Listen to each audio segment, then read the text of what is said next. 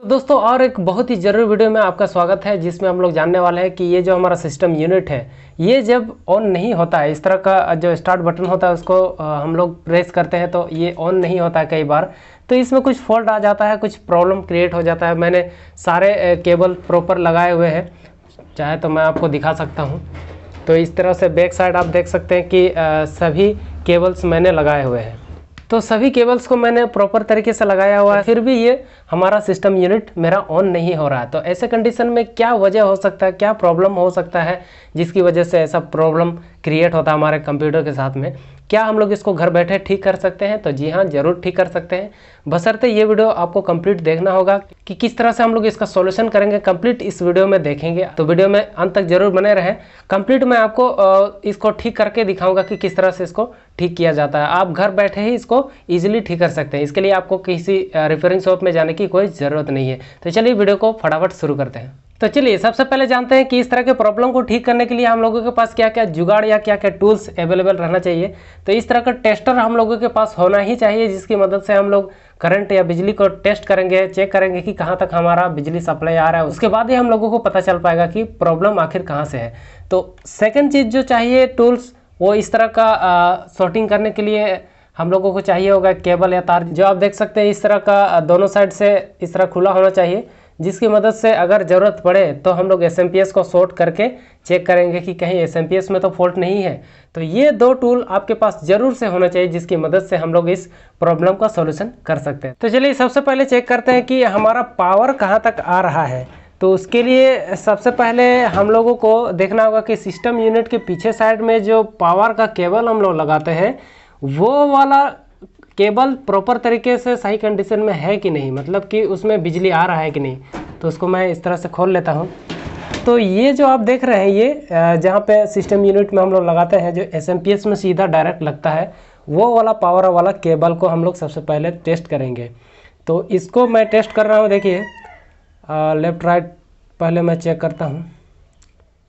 तो ये देखिए आप देख सकते हैं कि इसमें मैंने लाइव वायर में मैंने जैसे ही डाला तो ये जल रहा है। यहाँ पे देखिए लाइट जल रहा है, जिसका मतलब है कि ये बिजली यहाँ पे आ रहा है। इसका मतलब क्या कि बिजली यहाँ तक तो आ रहा है। जब यहाँ से मैं इसको डाल रहा हूँ तो इसके आगे मतलब बिजली सप्लाई नहीं हो रहा है, जिस कारण से ये सिस्टम यूनिट ऑन करने पे ऑन नहीं हो रहा है। तो इससे हमें ये पता चला कि अब जो नेक्स्ट हमारा सस्पेक्टेड डिवाइस क्या है, वो एसएमपीएस है। क्योंकि हम लोग जब यहाँ पे केबल डालते हैं तो ये जो जहाँ पे पोर्ट आप देख रहे हैं, तो ये एक्चुअल में ये एसएमपीएस है, यहाँ पे एसएमपीएस लगा हुआ है। तो इसको हम लोग चलिए फटाफट खोल के देखते हैं। उसके बाद हम लोग ये चेक करेंगे कि क्या सही में एसएमपीएस में खराबी है या फिर कुछ और भी लफड़ा है। तो चलिए इसको मैं खोलता हूँ। तो सारे केबल को मैं यहाँ से निकाल लेता हूँ। ये मैंने वीजे केबल को निकाला, अब ये माउस और कीबोर्ड का मैंने निकाल दिया। तो अब हम लोग इसको फटाफट खोलते हैं। ये जो आप देख रहे हैं यहाँ पे, ये मदरबोर्ड का जो पोर्ट वगैरह सब है, इसके ठीक ऑपोजिट साइड का जो कवर होगा उसको हमें खोलना पड़ेगा। तो ये मदरबोर्ड का पोर्ट वगैरह को मैंने नीचे कर दिया और इसके ऊपर का ये ढांचा, इसको मैं अभी खोलने जा रहा हूँ। तो इस तरह से आपको टेस्टर से ही आप खोल सकते हैं इसको। तो चलिए मैं इसको खोल लेता हूँ। तो इस तरह से आप देख सकते हैं यहाँ पे हमारा जो केबल का पोर्ट है वो यहाँ पे है, और ये एक्चुअल में एसएमपीएस है। आप यहाँ देख सकते हैं ये एसएमपीएस होता है, इसी से सारा केबल निकलता है। देखिए यही एसएमपीएस से ही सारा केबल निकला होता है, और मदरबोर्ड में कुछ जाता है उसका केबल और कुछ हार्ड डिस्क में जाता है। तो इसी प्रकार जो केबल वगैरह है चारों तरफ फैले हुए रहते हैं। तो अब हम लोग क्या करेंगे, इस एसएमपीएस को चेक करेंगे कि एसएमपीएस हमारा ख़राब है या फिर सही कंडीशन में। तो उसको चेक करने के लिए हमें इस एसएमपीएस को खोलने का कोई ज़रूरत नहीं है, बस पहले हम लोग को केबल को खोलना पड़ेगा। एक यहाँ पे 24 पिन वाला जो केबल या कनेक्टर होता है उसको हम लोग खोलेंगे। उसके बाद जो प्रोसेसर के लिए पावर सप्लाई दिया जाता है 4 पिन वाला, उसको भी हम लोग खोलेंगे। तो ये दो काम सबसे पहले हम लोग करेंगे। तो यहाँ पे एक लॉकिंग लगा हुआ रहता है, यहाँ पे लॉक दिया हुआ रहता है, इसको हम लोग थोड़ा सा प्रेशर देंगे और इस तरह से खोल लेंगे।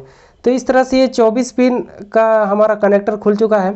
और सेकेंड काम हम लोग करेंगे कि जो प्रोसेसर को सप्लाई देने के लिए 4 पिन वाला केबल होता है उसको भी हम लोग खोलेंगे। यहाँ पे इसका भी लॉक दिया हुआ रहता है, तो इसको थोड़ा सा लॉक को प्रेस करेंगे, लॉक को प्रेस करके इस तरह से हम लोग खोल सकते हैं।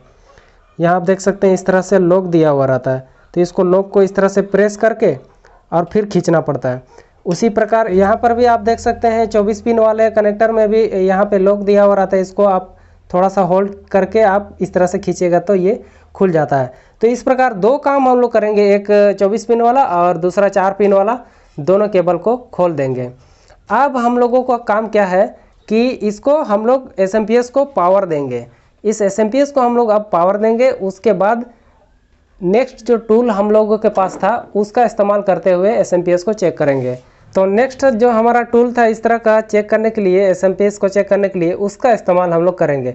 लेकिन उससे पहले हम लोगों को इस एसएमपीएस को पावर देना पड़ेगा। तो पावर देने के बाद हम लोग यहाँ पे केबल को शॉर्टिंग करके चेक करेंगे कि एसएमपीएस ख़राब है या सही है।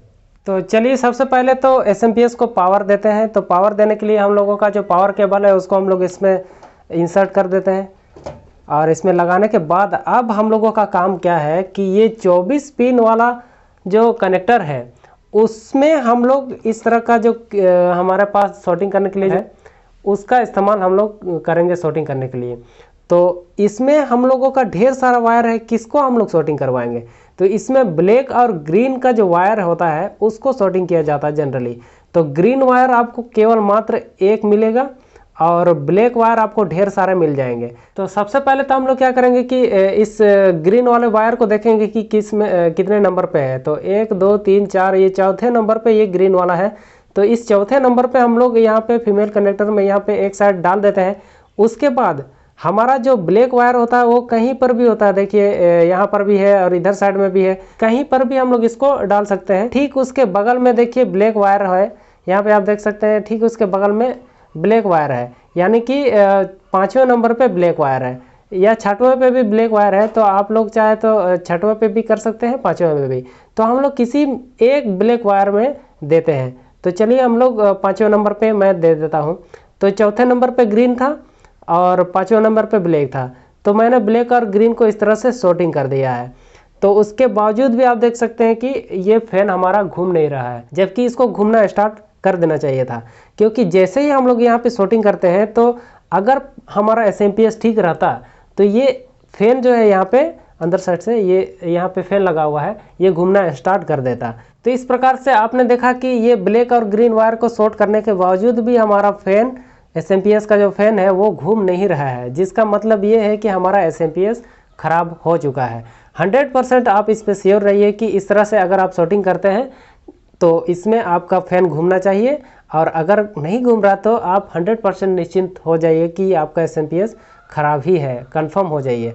क्योंकि बस इस एसएमपीएस को चेक करने का यही एक सटीक तरीका होता है। और ये जो 4 पिन वाला जो केबल है इसको मैंने इसलिए खुलवाया आपको क्योंकि ये प्रोसेसर में पावर देने के लिए होता है। तो जब हम लोग यहाँ से पावर देते हैं उसके बाद ये अगर एसएमपीएस ठीक रहता है या घूमने लगता तो पावर हमारा यहाँ से भी आता है, एसएमपीएस से ही निकला हुआ ये केबल है, तो पावर हमारा यहाँ से भी आता है, तो ये प्रोसेसर में पावर चला जाता, जिस कारण से आधा अधूरा ऑन होता ना। तो क्योंकि बाकी हमने मदरबोर्ड को इधर खोला हुआ है, फिर केवल हम लोग प्रोसेसर को पावर देते हैं, तो ये सही नहीं रहता। इसी वजह से मैंने इसको भी खुलवाया और साथ में 24 पिन वाले को भी, कनेक्टर को भी खुलवाया, ताकि हमारा जो प्रोसेसर है वो सेफ रहे।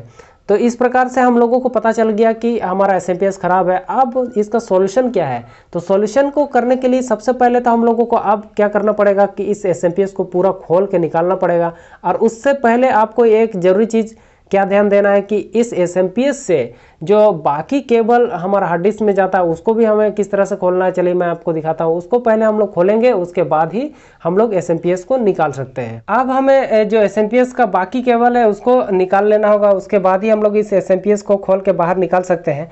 तो ये आप देख सकते हैं कि एक केबल जो हमारा एक गया है हार्ड डिस्क में, तो इस हार्ड डिस्क वाले केबल को इस तरह से हम लोग निकाल लेंगे। बड़े ईजी होता है इसको निकालना।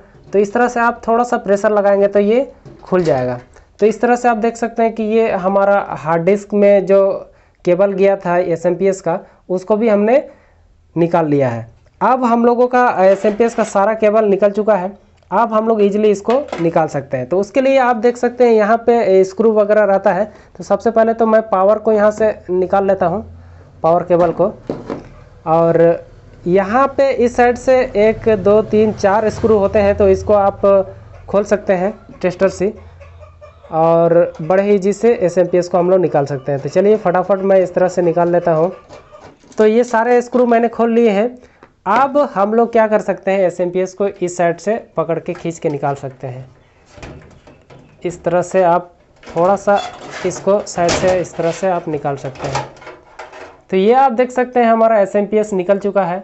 अब हम लोग क्या करेंगे, इस SMPS को रिप्लेसमेंट करेंगे दूसरे अच्छे वाले जो SMPS हैं जो सही कंडीशन में, उसको मैं इसमें लगाऊंगा। ये तो हमारा अब ख़राब कंडीशन हो चुका है, इसको मैं रिप्लेस कर दूंगा नए वाले से। ये ख़राब वाला SMPS को हम लोग साइड में कर देते हैं। उसके बाद हमारे पास अब ये नया वाला SMPS है जिसको मैंने अमेज़न से मंगाया था, लिंक मैं नीचे डिस्क्रिप्शन में दे दूंगा।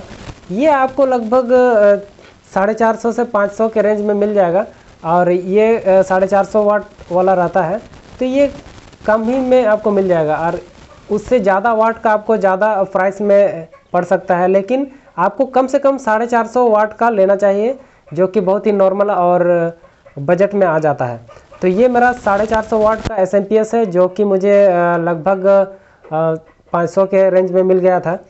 तो इसके सारे केबल्स आप देख सकते हैं इस तरह से हैं। तो सबसे पहले तो हम लोग इसको चेक करेंगे कि ये हमारा सही है कि नहीं है। तो उसके लिए सबसे पहले इसको हम लोग पावर देंगे और शॉर्टिंग करवाएंगे। इसको मैं यहाँ से पावर दे देता हूँ और यहाँ आप देख सकते हैं कि मैंने पावर SMPS को दे दिया है नए वाले को। अब उसके बाद ग्रीन वाला जो केबल है 4 नंबर पे होता है, 1 2 3 4, ये चौथे नंबर पे ये ग्रीन वाला होता है। 1 2 3 4 ये चौथे नंबर पे हम लोग डालेंगे। एक केबल को मैंने डाल दिया इस तरह से, और दूसरा जो हम लोग डालेंगे वो ब्लैक वायर पे शॉर्टिंग करेंगे। तो ब्लैक वायर इसके ठीक बगल में होता है 5वें नंबर पे। तो आप गौर कीजिएगा, यहाँ जैसे ही मैं इसको शॉर्टिंग करूँगा ग्रीन और ब्लैक को, तो ये हमारा फ़ैन घूमने लग गया है। ये देखिए, ये फ़ैन हमारा घूम रहा है। और जैसे ही मैं इसका कनेक्शन फिर से खोल देता हूँ, तो ये हमारा फ़ैन फिर से ये बंद हो गया। देखिए बंद हो गया। और फिर से मैं इसको शॉर्टिंग करवाऊँगा ग्रीन और ब्लैक को, तो ये फिर से हमारा फ़ैन घूमने लगेगा। ये फिर से हमारा घूमने लगा। और फिर से इसको खोल देता हूँ, तो आप देख सकते हैं फिर से हमारा फ़ैन बंद हो चुका है। ये आप देख सकते हैं बंद हो गया।